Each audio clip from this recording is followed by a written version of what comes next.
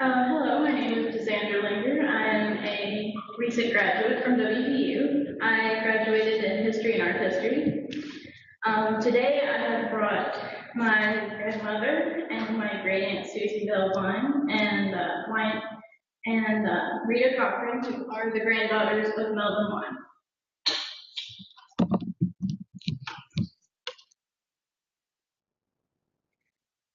For West Virginians, traditions are vital. Ask any native and they can tell you that their family has endured hardships from working in the mines, that they grew up on pepperoni rolls, that they lived their life in the same town as their forefathers before them lived, and that despite all of the hardships, there is no other state that is so deeply entrenched in old-timey traditions like West Virginia. I bring up the topic of traditions not to strike a sense of sentimentalism, but to express that as citizens of West Virginia, we should be working towards preserving our traditions, our culture, and our customs. Old-time folk fiddler Melvin Wine dedicated his whole life to preserving the music of rural West Virginia, and without his contribution, West Virginia itself would have lost part of its history. Wine sought to preserve his repertoire, which included music dating almost 200 years within West Virginia. Without passing on this knowledge of music and tunes, ballads would be lost. Unlike many people of his age who had rejected teaching others their knowledge, there was something in Melvin that told him that he needed to teach people these songs. One felt that it was his duty as one of the last folk musicians to give this information to the public, which might have helped launch his career as a well-respected fiddler.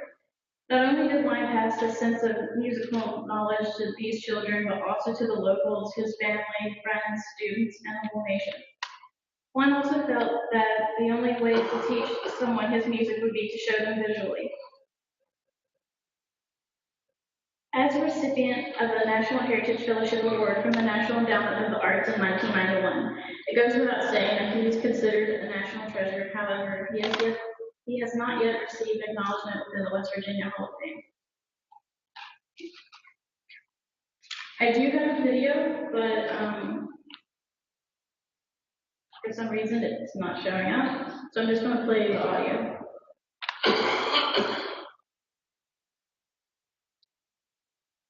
I'm going to play Cold Frosty Morning. It might be frost many times. A cold frosty morning. Mr. Wine, it's all yours.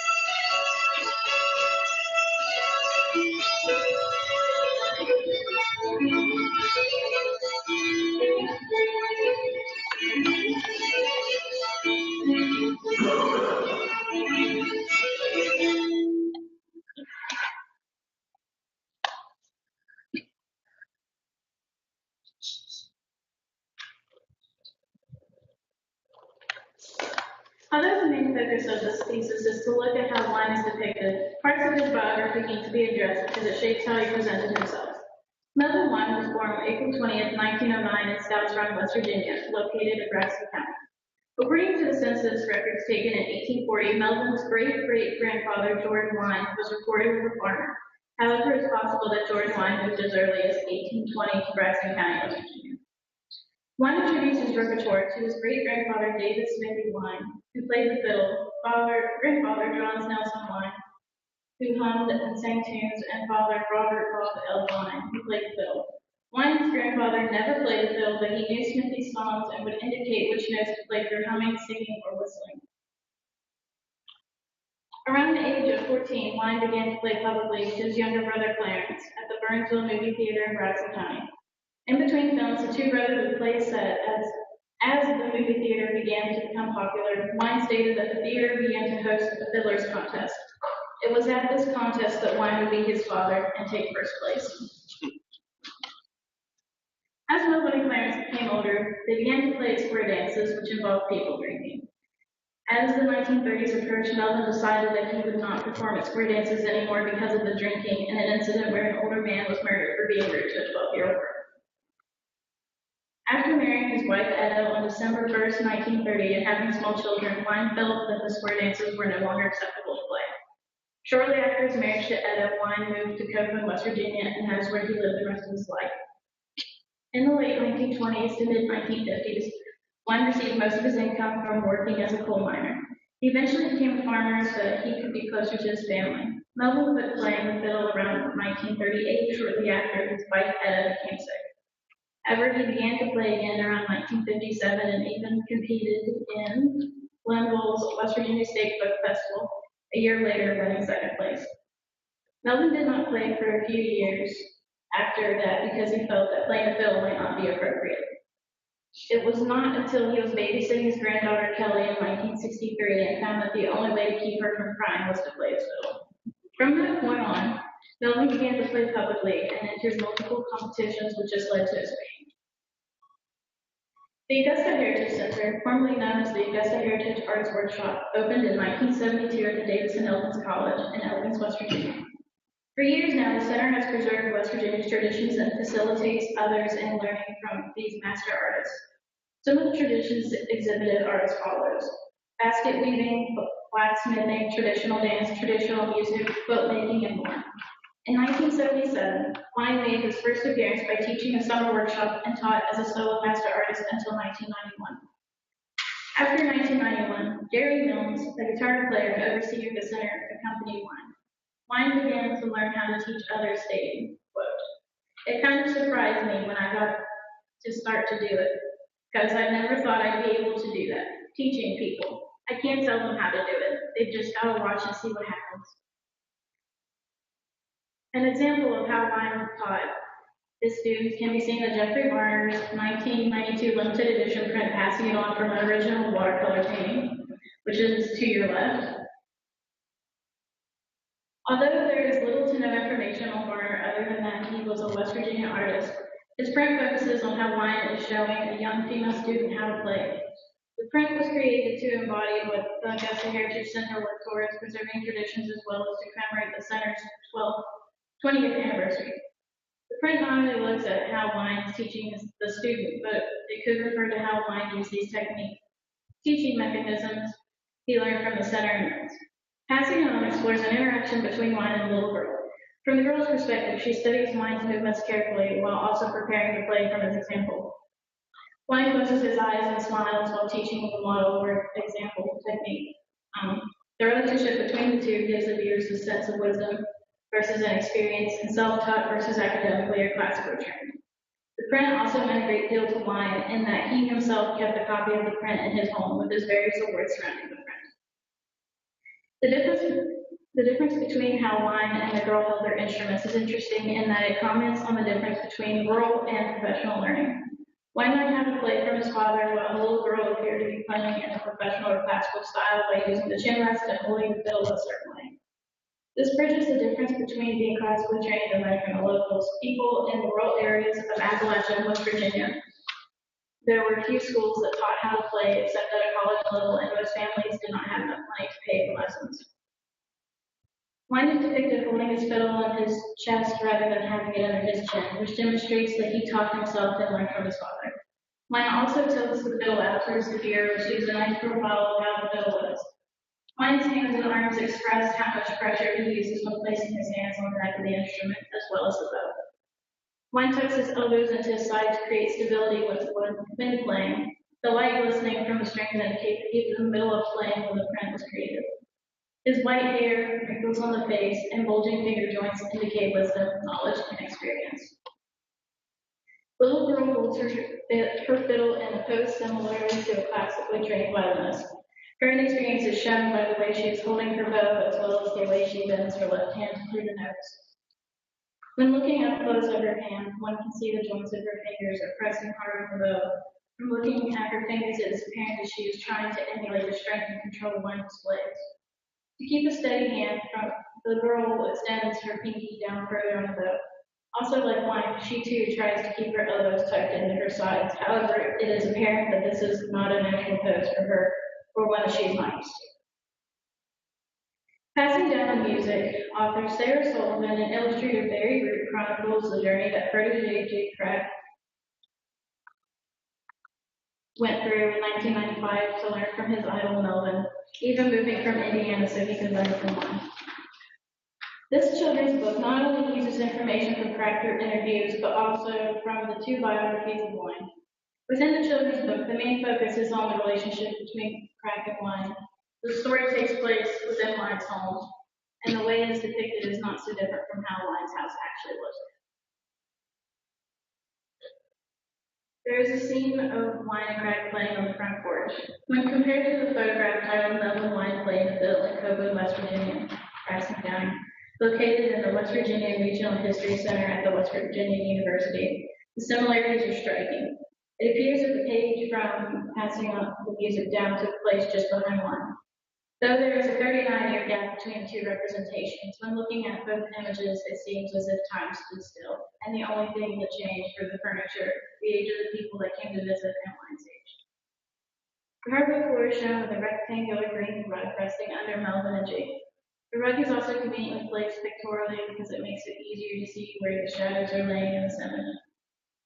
Since the covered porch has windows, this makes it easier for light to come into the space and affect where the shadows lay. The shadows are shown to move from right to left towards the viewer, which invites the viewer to come into the image and engage with it. There is another illustration from the book that brings the viewer into a warm and comforting space from the home. Judging from the light of the scene, Wine and Crack are playing in the evening. Their only source of light also has a function as a heating source for the room. Both men sitting by the fireplace signifies that the fireplace is the heart of the home. Both sit with their eyes closed and play embracing the music rather than worrying about technicality. For Wine and Crack, it appears that the music has a spiritual quality. By the men sitting by the fire, this could also reference to the cycle of life, where you are born and young, suggested by Crack, then you are aged, suggested by Wine, and the inevitable consequence that comes with life. Copeland, West Virginia is located in Braxton County and is a very small unincorporated town. Within Copeland, there are only two buildings used by the community, the Copeland United Methodist Church and the Copeland Community Building. While living in Copeland for 65 years, Wine helped organize and start the Copeland Community Center in 1994, which has now become the home of the Friday Night Pickers. In this small community, Wine is not only passing down knowledge from his family and to children, but also to his local community. Copeland, West Virginia was the focal point where Wine began to share his knowledge with others. When Wine played at the community center, it was customary for all the musicians to gather in a circle. Being in a circle allowed all musicians to see each other and possibly to learn more easily from one another. In this photograph, Wine is sitting on a stool while the other musicians are sitting on folded or wooden school chairs. There's a variety in age participating in this performance, which suggests that no one is excluded from learning.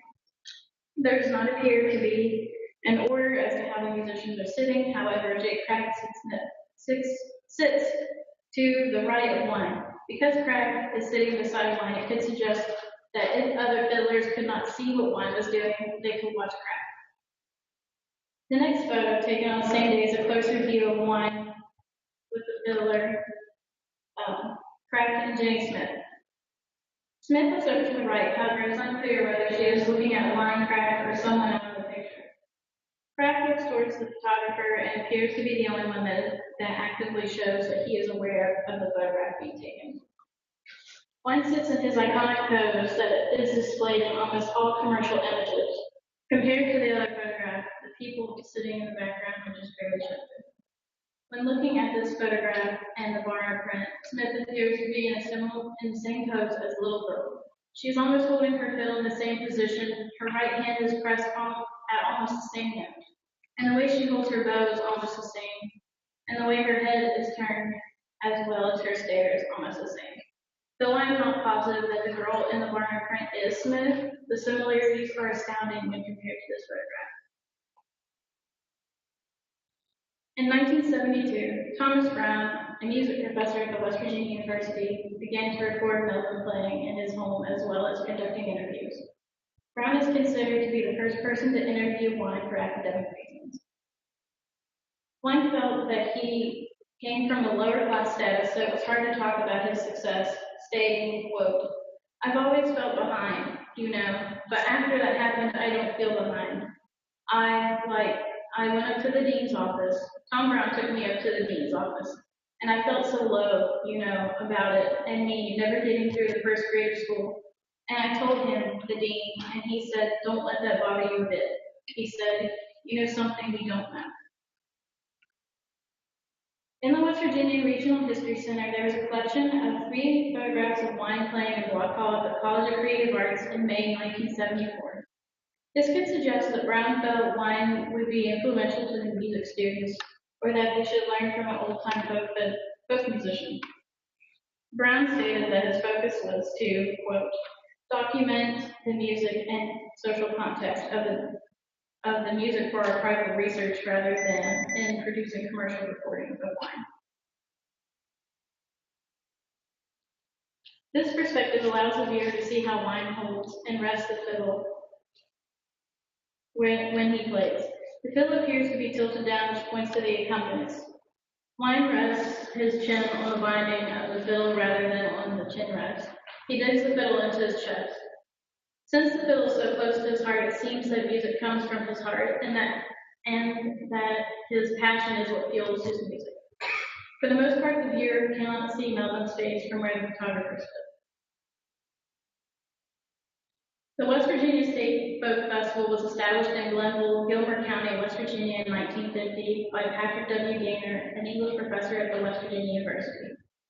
Glenville is located 20 miles away from Coven, which could have made it easily for Wine to participate. In 1957, Wine attended the festival to watch and participate in the following year, winning second place in the fiddling contest. In 1970, Wine was recognized as a regular participant and won first place in 1972. At the West Virginia State Folk Festival, Wine would play jam sessions where musicians would come together on a bench or under a tree to play. In Melvin playing at the West Virginia State Folk Festival in Glenville, Wine is presented to the viewer in the middle of conducting a jam session. The figures stand under the tree with the musicians creating a circle so everyone can have a face-to-face conversation or interaction. The people in the background are enjoying the festival with a couple of men approaching jam sessions to either observe how the musicians are playing or to ask a question. For Wine, the jam sessions were important because it made him feel special when everyone gathered to hear him play. Quote, similar in some ways to his early street performances, the jam sessions are special to him. He is touched when people who could easily walk away gather around in large numbers to hear him. Just like the Coven Community Center, the West Virginia State Folk Festival still continues and one can attend in the spring. Although it was rarely discussed in his biography, it's clear that the visual imagery that teaching the younger generations was important for Wine, which explains why he was considered for the National Heritage Fellowship Award in 1991. Passing down the music was a key element of Wine's life, and he strongly encouraged people to come to his home to learn. He was a kind-hearted man that wanted to help his community and worked hard to get his community a place together. People that met Wine stated that he was very likable and welcomed everyone with open arms. Since Wine's passing on March 16, 2003, at the age of 93, Jake Craft has taken it upon himself to teach others about the importance of this music.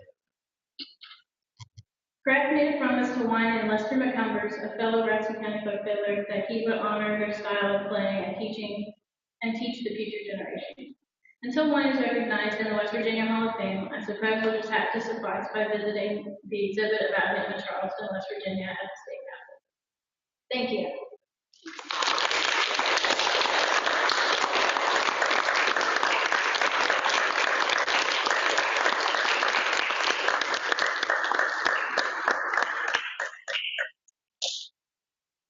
Sandra, do you want to answer any questions people might have? Either now or after. Sure. Anyone have any questions? I do. So you didn't make it terribly clear how you came to to this research. Can you tell everybody here a little bit about why you decided to focus on Melvin wine for your research project? Yes, he is my great-grandfather. And I took a class with Dr. Snyder. And in the class, we had to look at a building or a place that was considered spiritual. And to me, going to Copa is spiritual.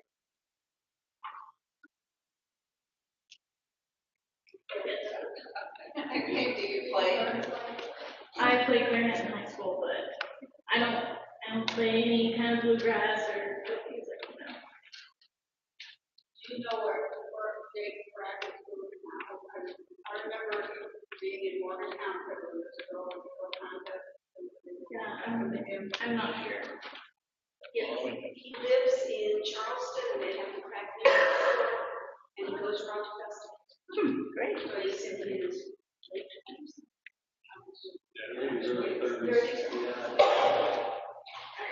But he's still in music, he's still playing fiddle. And you plays the Pocahontas Opera House quite a bit too. The main brothers.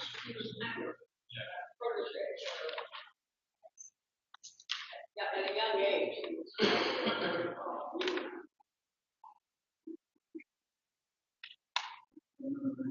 selling CDs. He was 12 or 13. Yeah, pretty young. At Vandalia, he was church in one of the concrete curves.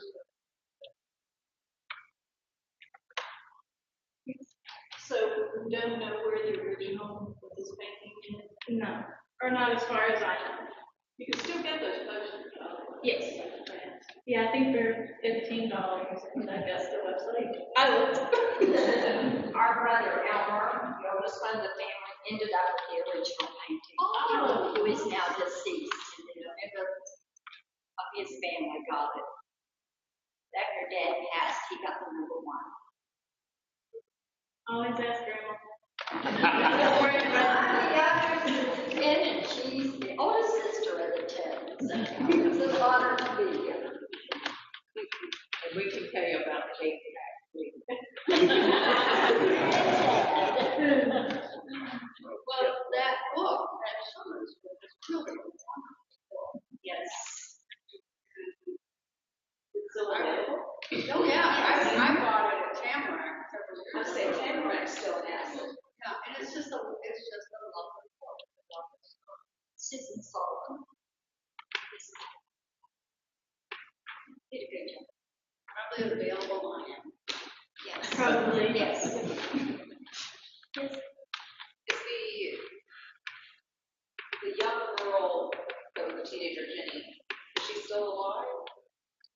I don't know that. Comment on that, I've actually hired her, I've worked a couple of open things in Braxton County and Lewis County. She plays every Tuesday night with Braxton at the Lewis County Senior Center, and they play off very often. Another little side note, I was talking to the guy that runs the Glendale Folk Festival. He's putting a little gig together for it, and he really wanted to play with it. He said she really played the authentic style. I don't think she's as laughing as Jay. She's very soft. So I think in the summer they're not every Tuesday, and they have great square days where they call them within the circle, which is also a lost art. So that's I think where maybe if you like that kind of thing, and you can see she played banjo a lot too. She really plays the style. She got authenticated. She was in the picture. She was still alive. I can call her out. I had some complicated, did you age progression biometrics? And then I was like, oh, maybe we should actually ask her. What is she? Yeah, she's also related to him, as many of us know, from Vegas originated from the west of the West Braxton.